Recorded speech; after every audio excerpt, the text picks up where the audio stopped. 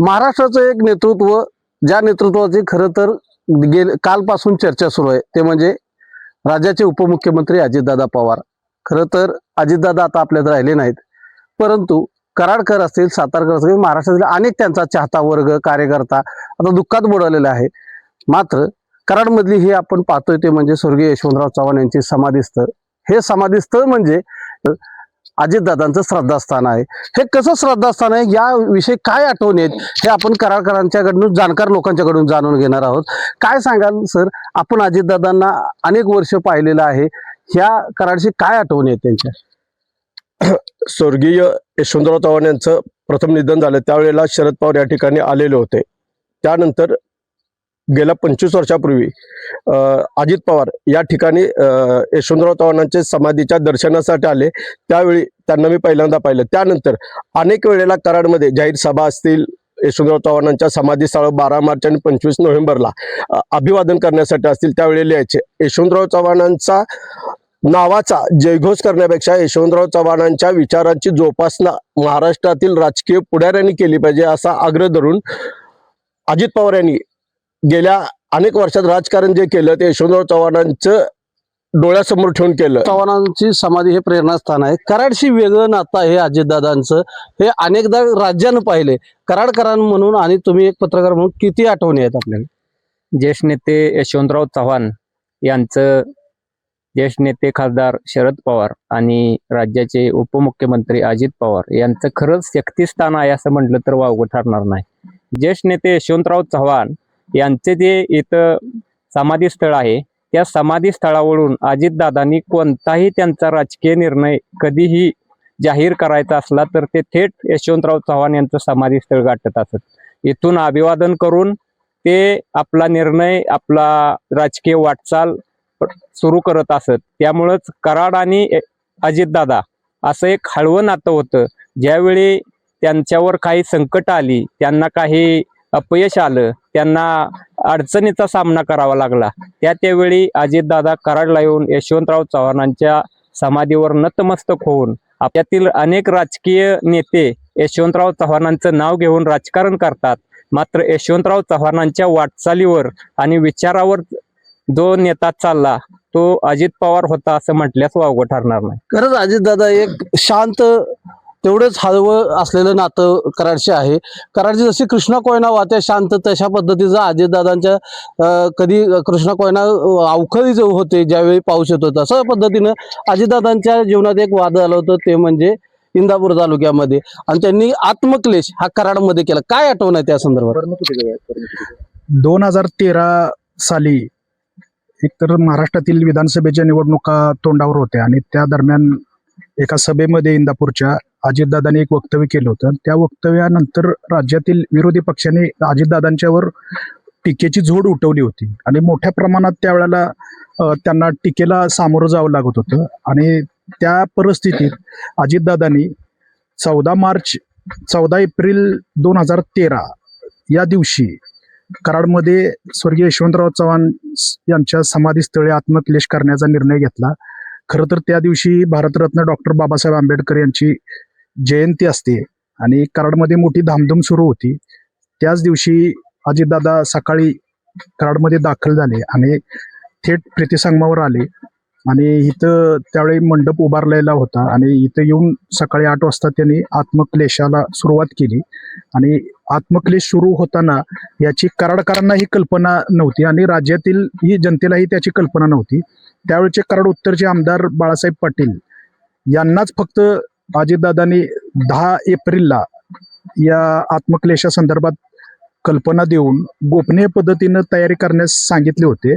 विशेष म्हणजे त्यावेळी पोलीस स्टेशनची परवानगी, नगरपालिकेची परवानगी घेण्याचा प्रसंग उद्भवला होता. त्यावेळी त्या परवानगीच्या अर्जामध्ये जर अजितदादांचं नाव जर उल्लेख झाला तर ही बातमी सर्वत्र फुटू शकते. त्यामुळे जो परवानगीचा अर्ज दाखल केला होता पोलीस स्टेशनला, त्या परवानगीच्या अर्जावर PA अनंतराव असं नाव अजितदादांनी लिहून तो अर्ज पाठवला होता आणि तो अर्ज बाळासाहेब पाटील यांनी पोलीस स्टेशनला दिला. त्याबरोबर नगरपालिकेची परवानगी घेतली. प्रीतिसंगमावर रात्री 10 वाजेपर्यंत नागरिकांची गर्दी असते, त्यामुळे रात्री 10 वाजेपर्यंत इथं काही हालचाल झालेली नव्हती. रात्री 11 वाजता बाळासाहेब पाटील यांनी कराडमधील एका मंडप व्यावसायिकाला इथं मंडप घालण्यास सांगितलं आणि सकाळी अजितदादा कराडमध्ये आले आणि बाळासाहेब पाटील यांना घेऊन त्याने डॉक्टर बाबासाहेब आंबेडकर यांच्या पुतळ्यास अभिवादन केलं बुधवार पेठेत. त्याबरोबरच छत्रपती शिवाजी महाराजांचा पुतळा आणि त्याबरोबरच इतर महापुरुषांच्या पुतळ्यांना अभिवादन करून दादा इथं आले.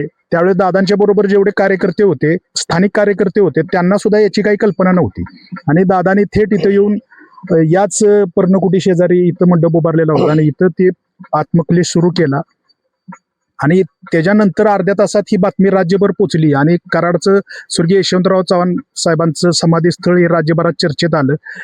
राज्यातील राष्ट्रवादीचे नेते दिवंगत R.R. पाटील, विनायक मेटे यांच्यासह जिल्ह्यातील राष्ट्रवादीची मंडळी या सर्वांनी कराडला या समाधीस्थळाकडे धाव घेतली आणि त्यांनी इथं येऊन त्यांना पाठिंबा दर्शवला.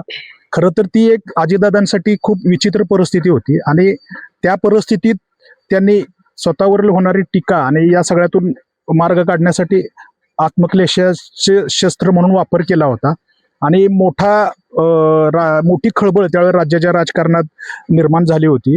नक्कीच मोठी खळबळ झाली, परंतु अजितदादांचं जे नाव वापरण्यात आलं ते PA अनंतराव म्हणजेच पवार अजित अनंतराव अशा पद्धतीने, त्यामुळे ती गोपनीय पद्धतीनं आत्मक्लेशांत एक काही घडामोडी शेवटच्या ज्या आता अजितदादा आले असतील त्या संदर्भातली काही आठवण आहे आपल्याकडे? काय प्रसंग आहे 25 नोव्हेंबर 2024 हा राष्ट्रवादीच्या फुटीनंतर प्रथमच विधानसभेची निवडणूक पार पडलेली आणि त्या निवडणुकीमध्ये अजित पवार गटाला प्रचंड यश मिळालं होतं. त्यानंतर नेहमीप्रमाणे दरवर्षी तसे अजित पवार प्रतिसंगमावर शरद पवार नंतर आले, पण अजित पवार हे सगळे त्यांच्या नवनिर्वाचित आमदारांसह प्रतिसंगमावर आले. त्यावेळेस त्यांनी यशवंतराव चव्हाण समाधीस्थळी नेहमीप्रमाणे दर्शन घेतले आणि ते दर्शन घेऊन जात असताना समोरून आम्ही प्रत्यक्ष दर्शन द्यायचे, समोरून कर्जत जामखेडचे आमदार रोहित पवार हे देखील त्याच वेळेस आले. रोहित पवार आहेत शरद पवार गटाचे आणि अजित पवारांचे स्वतंत्र गट असल्यामुळे त्या दोघांची समोर भेट झाली. त्यावेळेस असं झालं, अजित पवारांना बघून रोहित पवारांना बघितलं आणि अजित पवार म्हटले, ये बेट्या ये, माझा आशीर्वाद घे, मी जर सभा घेतली नसती तर काय झालं असतं, असे त्यांनी यावेळेस त्यांनी असे बोलले. त्यानंतर मोठा हास्यविनोद झाला आणि तिथून त्या रोहित पवारांनी देखील त्याचा आशीर्वाद घेतला आणि पुढे सगळे निघून गेले. म्हणजे एक मिश्किल टिप्पणी, अजितदादांची हजरजबाबीपणा आणि त्याच वेळी रोहित पवारांनी घेतलेला आशीर्वाद, हे चुलता पुतण्याचं एक नातं असतं आणि हे समोर आलेलं आहे. काय सांगाल सर, तुम्ही तर पत्रकारितेत आणि समाजकारणात आणि राजकारणात एवढे मोठ्या प्रमाणात घडामोडी बघितले, साक्षीदार आहात. अजितदादा, कराड यांचं नातं काय आणि कशा पद्धतीनं हा आज नेता आपल्यातून हरवला? अजितदादांनी जेवढं कराडवर प्रेम केलेलं आहे, चव्हाण साहेबांच्यावर प्रेम केले, तेवढंच कराडातल्या प्रत्येक नागरिकांच्यावर प्रेम केलेलं आहे. कराडमध्ये आल्यानंतर जेव्हा कराडचे पृथ्वीराज चव्हाण मुख्यमंत्री होते, अजितदादा उपमुख्यमंत्री होते, यशवंतराव चव्हाण साहेबांची जन्मशताब्दी वर्ष त्या वर्षी साजरं करायचं ठरलं होतं. त्याला कराडमध्ये चव्हाण साहेबांचे समाधीस्थळ असल्यामुळे जास्तीत जास्त निधी कराडला देण्यासाठी त्यांनी वित्त विभागातून तशी तरतूद केलेली होती. त्यामुळेच कराडमध्ये 2-3 मोठी जी कामं झाली, ही बागेसाठी काय पैसे काही कोटी आले असतील किंवा संरक्षण भिंतीसाठी आले असतील. तसेच टिळक हायस्कूलमध्ये यशवंतराव चव्हाण शिकलेले होते, त्या तिथं एक कृष्णाकाठ नावाचं एक सभागृह बांधण्यासाठी सुद्धा पैसे देण्यासाठी दादांचा मोठा पुढाकार होता. फक्त हे पैसे देऊन दादा गप्प बसलेले नव्हते, तर इथं झालेली प्रत्येक कामं चांगल्या पद्धतीनं झालेली पाहिजेत म्हणून दादांचा ह्या कामावर पहिल्यापासून लक्ष होतं. अनेकदा मग त्याच काळात कराडला सर्किट हाऊससाठी 15 कोटी रुपये निधी आलेला होता, त्याचं भूमिपूजन व्हायचं होतं. पण त्या भूमिपूजनाच्या कार्यक्रमात दादांनी ते भूमिपूजनाचा जो प्लॅन आहे, एस्टिमेट मागून घेतलं आणि काय सूचना केल्या की आपण जनतेच्या पैशावर काही वास्तू उभा करतोय, तर ती काम व्यवस्थित झालं पाहिजे. इतकं दादांचं या कराडवर लक्ष होतं. प्रत्येक गोष्ट बारकाईने कशी करायची आणि ती पूर्ण कशी करायची असं दादांचं याच्यावर लक्ष होतं नेहमी. खरं तर हे कराडमधले सर्व जाणकार लोक आहेत ज्यांनी अजित पवारांना नेहमीच पाहिलेलं आहे. ज्या पद्धतीने अजितदादांनी यशवंतराव चव्हाण समाधीस्थळी केवळ येऊन नतमस्तक होणे एवढंच काम नाही, तर त्यांचे विचार आचरणात नेहमी ठेवले होते. सुसंस्कृतपणा ठेवावा.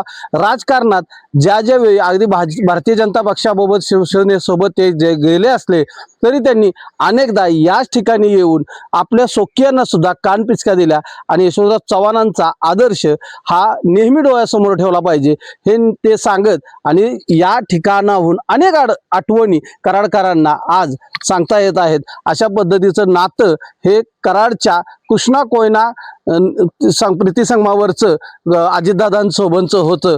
मात्र काल झालेल्या विमान दुर्घटनेमुळे आणि आज अजितदादांच्यावरती अंत्यसंस्कार झाल्यानंतर केवळ ह्या आठवणी आता कराडकरांना आपल्या स्मरणात ठेवाव्या लागणार आहेत असंच पाहावं दिसत आहे. न्यूज 18 मराठीसाठी विशाल पाटील, कराड, सातारा.